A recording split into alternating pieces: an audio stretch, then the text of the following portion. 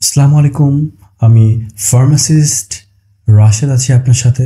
90% মানুষ ওষুধ খাওয়ার আগে 3টা মারাত্মক রকমের ভুল করে থাকেন। আপনিও কি সেই ভুল করতেছেন? চলুন আমার এই মারাত্মক যে 3টে ভুল আছে সেটা আপনার সাথে মিলিয়ে নিন যে আপনিও এই ভুলগুলো করতেছেন কিনা। এক হলো পানি ছাড়া ওষুধ খাওয়া।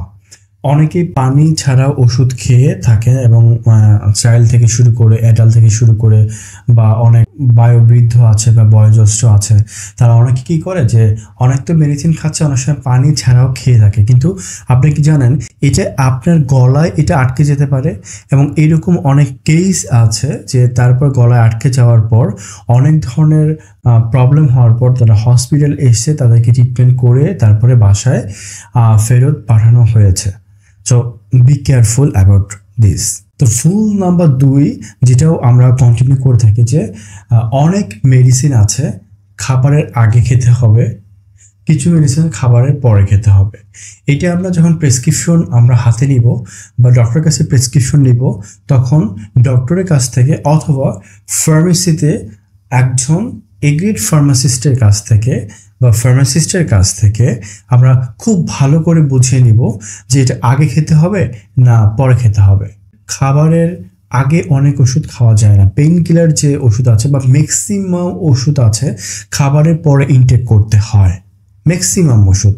বাট কিছু কিছু ওষুধ আছে খাবারের আগে আপনাকে ইনটেক করতে হয়। অ্যাসিডিটি থেকে শুরু করে আরও কিছু অ্যান্টিবায়োটিক আছে, গুটি কয়েক অ্যান্টিবায়োটিক আছে বা বেশ কিছু মেডিসিন আছে যেগুলো আগে খেতে হয়। যেটা বুঝতে হবে যে কোনটা আগে খেতে হবে কোনটা পরে খেতে হবে। যে আরেকটা ভুল আছে যে অনেকে মনে করি বেশি ওষুধ খেলেই দ্রুত আরোগ্য লাভ হবে, যে বেশি ওষুধ দ্রুত আরোগ্য লাভ। এটা কিন্তু একটা খুব মারাত্মক একটা মিথ আর কি। দেখা গেল তার খুব অসুস্থতা খুব ভালো হচ্ছে না, 2টে খেয়ে নিচ্ছে 3টে খেয়ে নিচ্ছে। এটা তো আলু পটল না, এটা তো ফুড না। আপনি একটা মাছের জায়গায় মাছের টুকরার জায়গায় 2টা মাছের টুকরা খেয়ে নিলেন, 3টা খেয়ে নিলেন, 4টা খেয়ে নিলেন, 5টা খেয়ে নিলেন। আপনি গোটাল 2টা চিপসের প্যাকেট খেয়ে নিলেন, 2টা আইসক্রিম খেয়ে নিলেন, কোনো সমস্যা হবে না খুব একটা। কিন্তু দিস ইজ মেডিসিন। এটা একটা মাত্রা আছে, ডোজ আছে, নির্দিষ্ট ডোজে আপনাকে খেতে হবে। এই জন্য আপনাকে এটা জানতে গেলে কোথায় যেতে হবে? ডক্টরের কাছে যেতে হবে, ফার্মাসিস্টের কাছে যেতে হবে। নিজের বুদ্ধিতে নিজের করা যাবে না। সো এই 3টা ফুলের কথা বলেছে।